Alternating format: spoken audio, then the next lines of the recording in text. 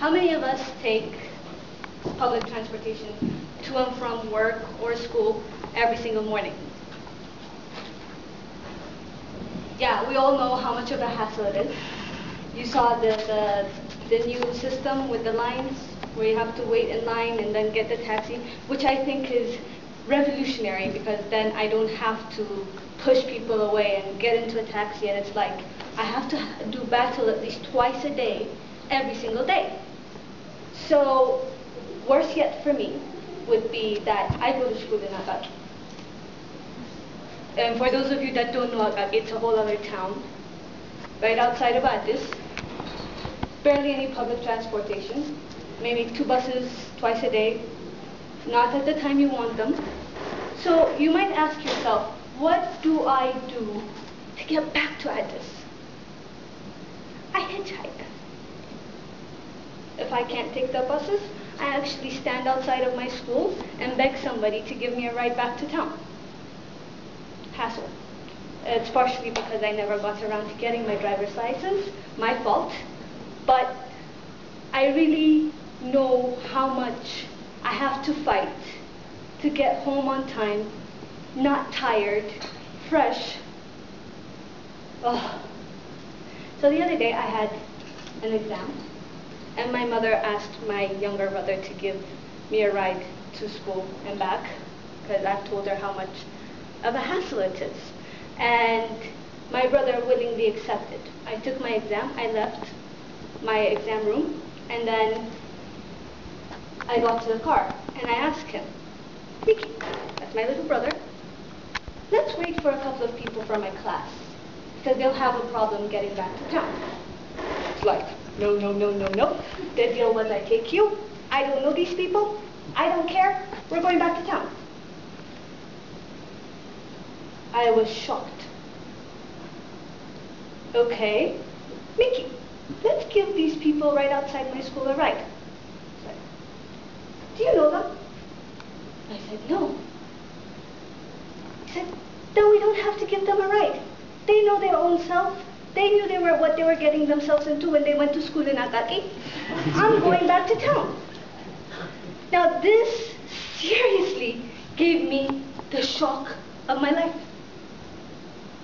Where is this young man's sense of community? Our traditional sense of sharing.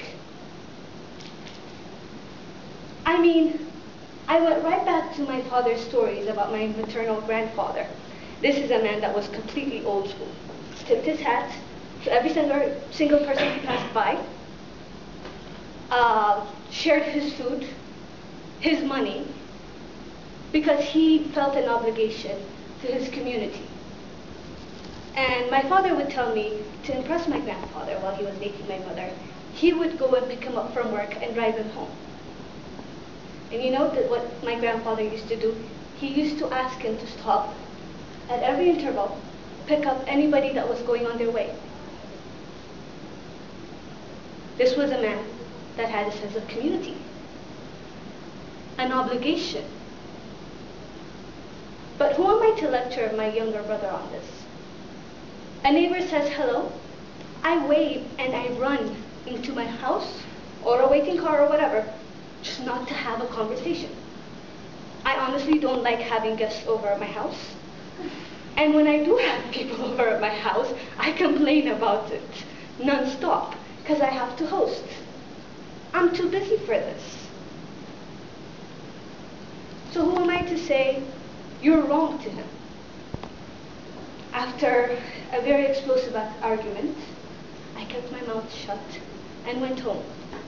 And I remembered the story, and perhaps this will help my brother, myself, and everybody here re-examine their traditional sense of community. There's a town called Roseto in Italy. And in the 19th century, the people in that town were having problems. And about 10 or 15 people decide, we move to the land of opportunity, the US. Eventually, enough people from the same town settle near a quarry in Pennsylvania, and they create New Roseto, a whole new town. they procreate, they live, and then they have a town full of Italian immigrants from Roseto. And a Dr. Stuart Wolf has some cocktail party near a town near Roseto, and a physician there tells him, and I must tell you, it's in the 1950s, before the miracle drugs for cholesterol. You know what? Nobody from that town, under 65 years of age, actually dies of a heart attack. Now, that might not be so much of a miracle now. You've got all these drugs you can be taking to prolong your life. But this was so shocking to this doctor that he, in fact, started a research in the 1950s. And this research took him 10 years to actually partake, because it was so shocking. These people had nothing new, nothing different. And then he looked around one day. They weren't outliers. They had a great sense of community. That's what's helping them live longer. That's why they're healthier than everybody else. So I ask you, embrace your sense of community. It might not uplift the person that you're doing altruistic things to, just because, giving rights to, sharing your food, but that's what Ethiopians do. So re-embrace it, revisit it, because if it does not change that person's life, it might help you live longer.